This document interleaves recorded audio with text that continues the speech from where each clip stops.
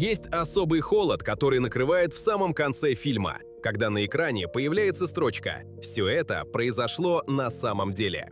Я собрал 10 картин, где этот холод и есть главный материал. Критерий простой и жесткий. Каждая история здесь случилась в реальности. И каждая что-то говорит о нас. О том, как ведут себя люди и целые институты, когда давление выходит за пределы выносимого. Здесь ничего не придумано, и в этом вся сила. Тон будет меняться от тихого к резкому, от зала суда до заснеженных гор. Где-то нас ждет расследование длиной в годы, где-то один разговор в наглухо закрытой комнате. За каждым кадром стоит документ, живой свидетель или реальный приговор. А начнем с истории, которая прикидывается легким развлекательным телешоу 70-х. И тем тревожнее, когда понимаешь, кто сидит в студии рядом с улыбающейся участницей.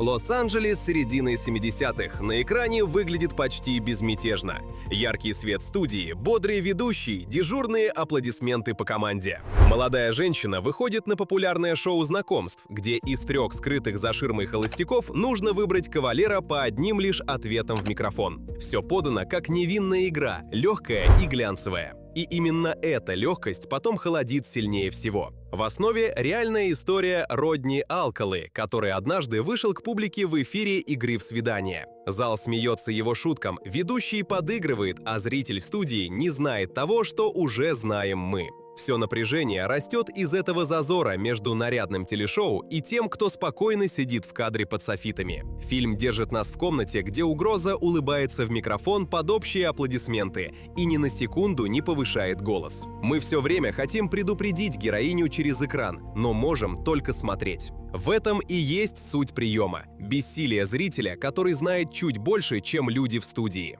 Эпоха работает как отдельный герой. Это мир, где обаятельному мужчине верят на слово, а женскую тревогу легко списывают на нервы. Картина показывает, как буднично растворяется опасность в этой приветливой среде. Отдельную остроту сегменту придает взгляд за камеру. Это режиссерский дебют Анны Кендрик, и она же играет ту самую участницу. Актриса, привыкшая к легким ролям, садится в режиссерское кресло ради истории о том, как незаметно выглядит угроза для женщины в публичном пространстве. Камера в ее руках выбирает спокойный, наблюдающий взгляд, без сенсации и без нажима, и оттого происходящее тревожит еще сильнее. Остается неуютный вопрос, который тянется уже за пределы экрана. Сколько таких улыбок мы видели в своей жизни и ни разу не усомнились?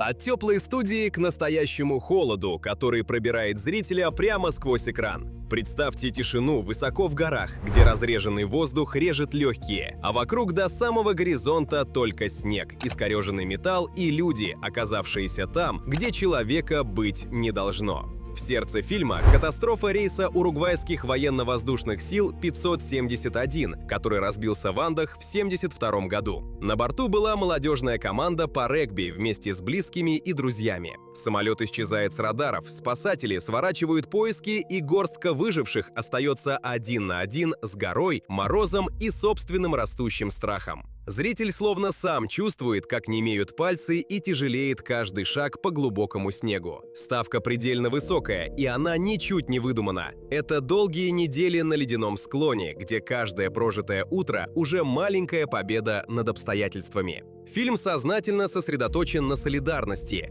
как почти чужие друг другу люди делят последнее, спорят, ошибаются и все равно не дают группе рассыпаться на отчаявшихся одиночек. В этих нечеловеческих условиях самая простая человеческая поддержка оказывается на вес золота. Камера здесь словно еще один молчаливый участник восхождения. Она идет вплотную за людьми и наблюдает, как незнакомцы становятся друг другу настоящей семьей посреди бескрайнего белого ничто. Холод перестает быть фоном и делается главным испытанием характера. Главное испытание здесь даже не телесное. Важнее, какими людьми они останутся к рассвету над склоном. Фильм заметили далеко за пределами Латинской Америки. Он собрал международное признание и номинации на «Оскар» и «Золотой глобус». Но вес любых наград меркнет рядом с самим ощущением масштаба. Горы, которая не замечает человека, и людей, которые ей наперекор все равно решают жить.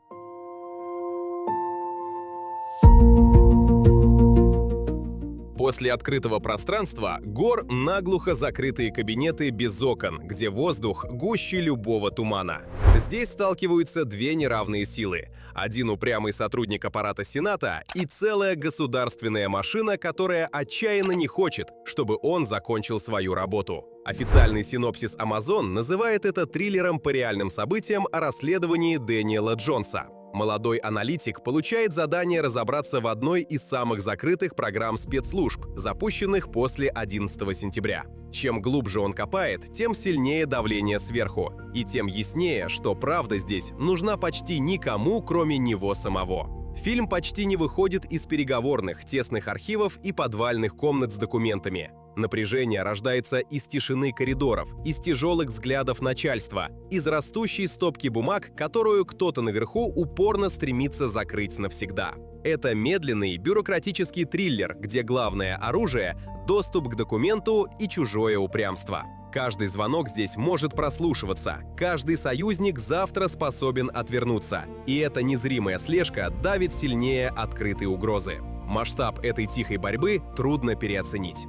Само расследование заняло почти 7 лет и вылилось в объемный сенатский отчет, гору страниц, за каждой из которых стоит чья-то ответственность. Один человек годами держит на плечах вес, который должна была нести вся система. За сухими канцелярскими формулировками прячутся живые судьбы, и фильм заставляет это почувствовать, ни разу не повышая тон. И от этой будничности государственного зла по коже идет особый холодок. И вот вопрос, который сегмент честно оставляет открытым. Что важнее для государства – узнать горькую правду о самом себе или сохранить удобное спокойствие любой ценой? Картина не подсказывает легкого ответа. Она просто сажает нас рядом с человеком, который однажды отказался отвести взгляд и закрыть папку.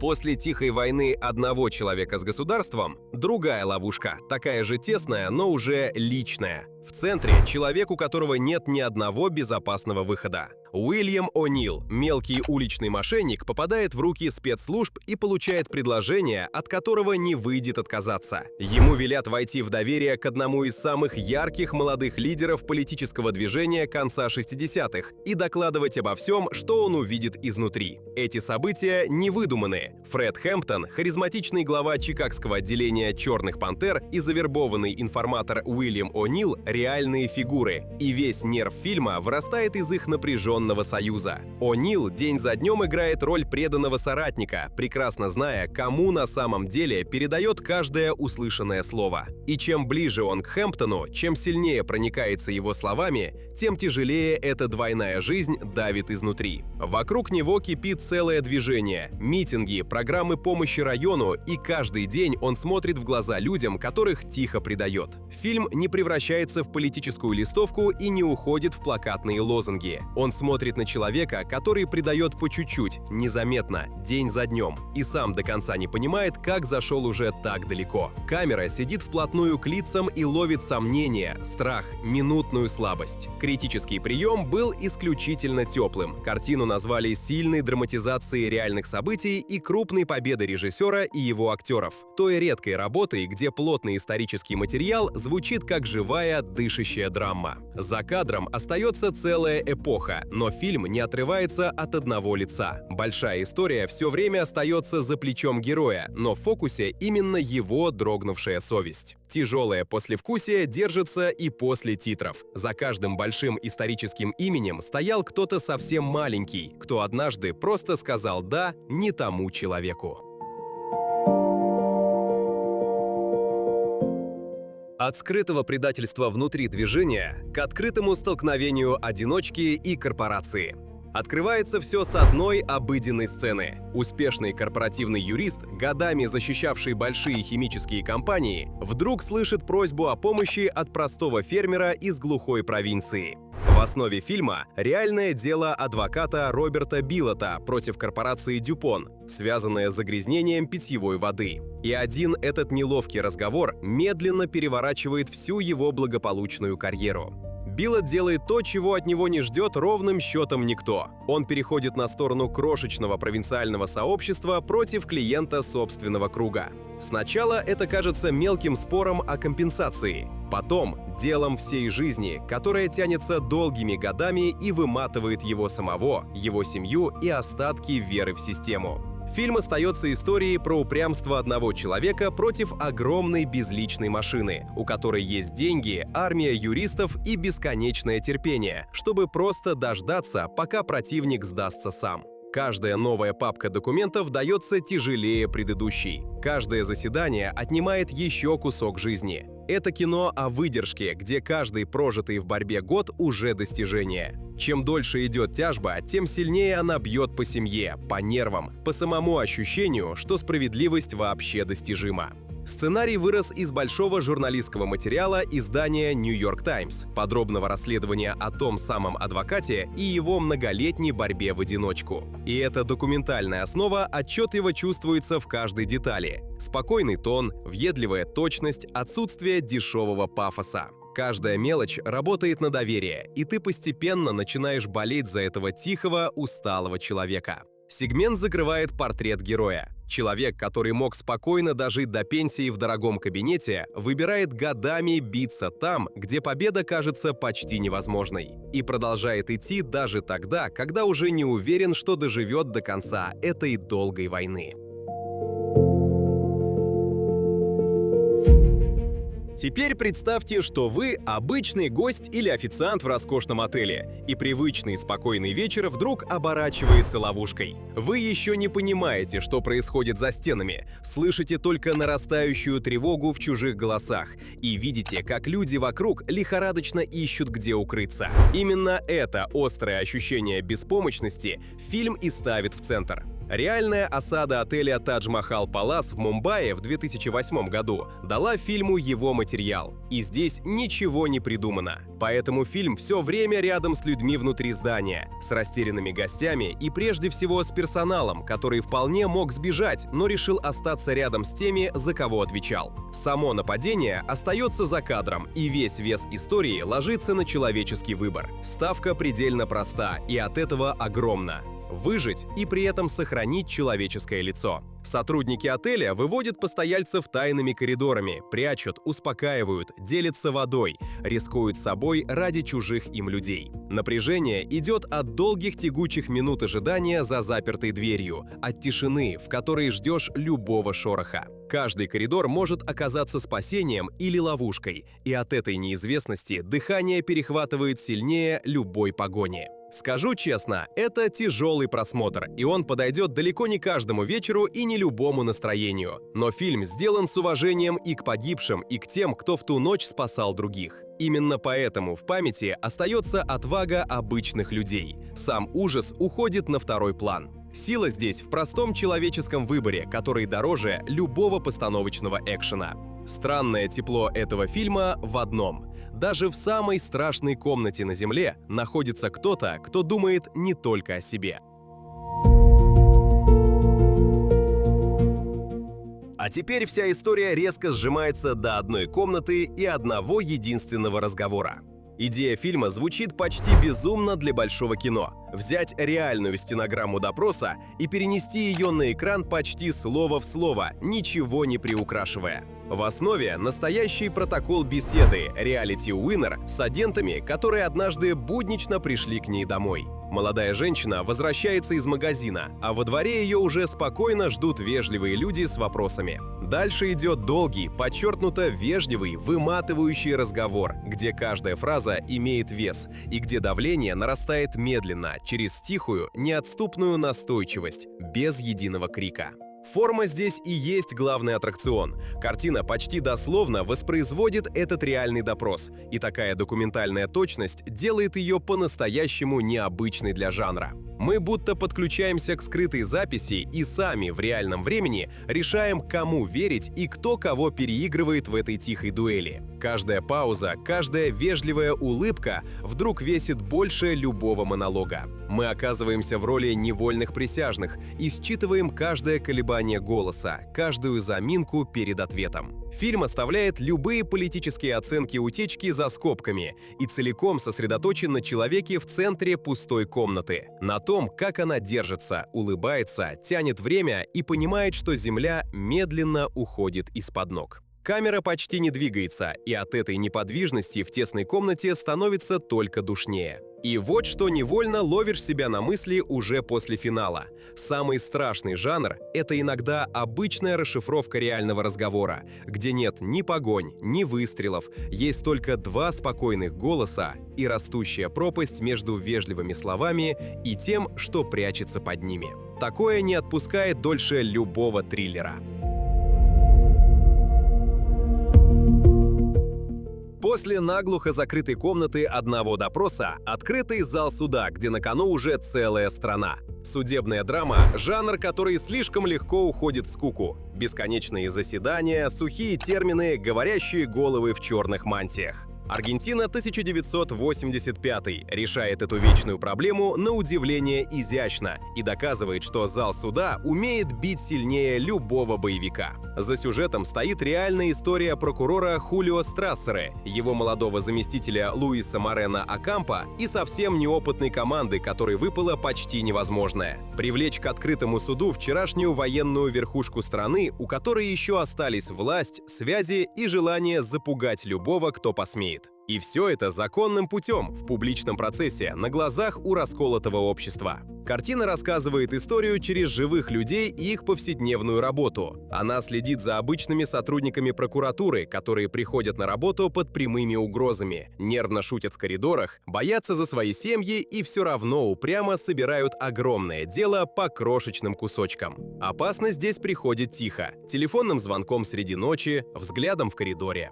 Эти люди работают на износ, под насмешки скептиков и реальные угрозы, и каждое собранное свидетельство достается им страшно дорогой ценой. И зрители, и критики сходятся в одном – это на редкость точная судебно-историческая драма с высоким уровнем исполнения, где напряжение растет без единого выстрела. Кинопоиск отдельно отмечает ее серьезный исторический фокус и крепкую драматургию зала суда. Это редкий случай, когда сама процедура суда захватывает не меньше любого триллера, ведь на кону память целой страны. Сегмент оставляет неудобный вопрос, на который каждая страна отвечает по-своему. Что нужно обществу, чтобы решиться судить вчерашних хозяев положения по закону, преодолев въевшуюся привычку молчать? Фильм показывает, как непросто дается этот шаг и чего стоит сама идея справедливости.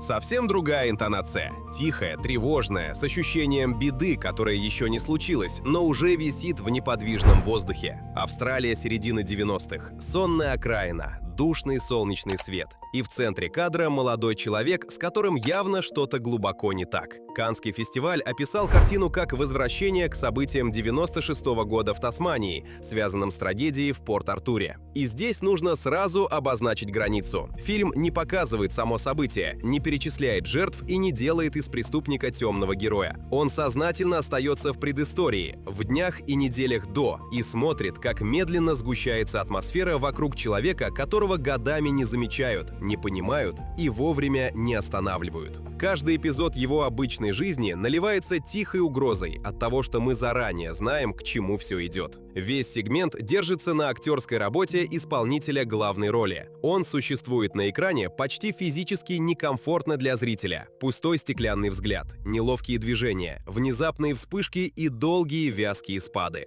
Критики назвали картину тяжелым, но очень сильным психологическим портретом. И эта роль объясняет, почему фильм оказался в подборке. За ним невозможно наблюдать спокойно. И также невозможно отвести взгляд. Тревога нарастает тихо, из самого ощущения, что среда вокруг героя глуха к чужой беде. Смотреть на это трудно, и фильм совсем не пытается смягчить ощущения или подсунуть зрителю утешение. Эта честность и делает просмотр таким тяжелым и таким важным одновременно. Это самый трудный пункт списка по ощущению, и подходить к нему стоит подготовленным. Здесь нет погони за дешевой сенсацией. И когда экран наконец гаснет, остается тихий холод и неудобная мысль. Иногда катастрофу видно заранее, и все равно ее никто не останавливает вовремя.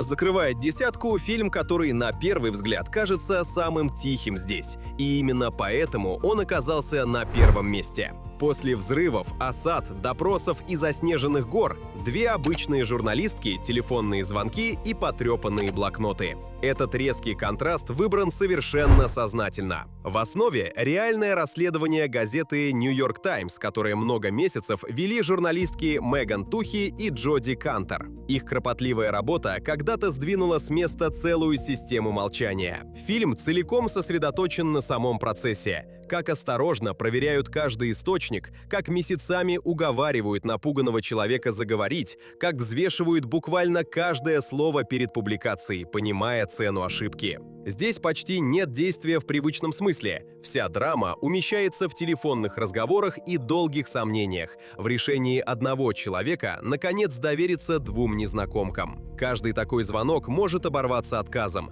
и оттого любое согласие здесь – маленькая победа. Есть здесь и любопытная деталь со съемок. Съемочную группу впервые пустили снимать в настоящее рабочее здание редакции New York Times. И эта подлинность чувствуется во всем кадре. Ровный гул редакции, усталые лица, бесконечные коридоры дышат документальной правдой. Драма рождается из обычных рабочих будней, доведенных до предела ответственности. И когда понимаешь, что эти тихие будни изменили реальную жизнь многих, по спине проходит холод. Парадокс в том, что самая тихая история выпуска оказывается одной из самых мощных по воздействию. Здесь нет погони, нет оружия, нет эффектных твистов, только живые люди, которые в какой-то момент отказались закрыть глаза на чужую беду. И когда фильм заканчивается, в тишине остается ясное чувство ответственности. Понимание того, что иногда целый мир сдвигают с места двое обычных уставших людей, которые довели свое дело до конца тогда, когда промолчать было бы куда легче. Вот и вся десятка. Если вначале я обещал холод от мысли «все это произошло на самом деле», надеюсь, к финалу он добрался и до вас. Эти фильмы пугают без выдуманных чудовищ. Они показывают, на что способны обычные люди и большие системы, когда давление выходит за грань. Где-то человек годами идет против корпорации, где-то против целого государства, а где-то просто пытается выжить там, где это почти невозможно. И за каждой историей стоит реальный документ или живой свидетель. Здесь ничего не придумано, и поэтому все это так трудно забыть и так легко примерить на себя. Мне интересно, какая из историй задела вас сильнее остальных? Та, что про заснеженные горы, та, что про зал суда, или та, где вся драма умещается в одной комнате? Напишите в комментариях, с каким фильмом вы остались наедине дольше всего. А если такой формат вам близок, подпишитесь, чтобы не пропустить следующую подборку. И берегите себя. Некоторые из этих историй лучше смотреть не в одиночку.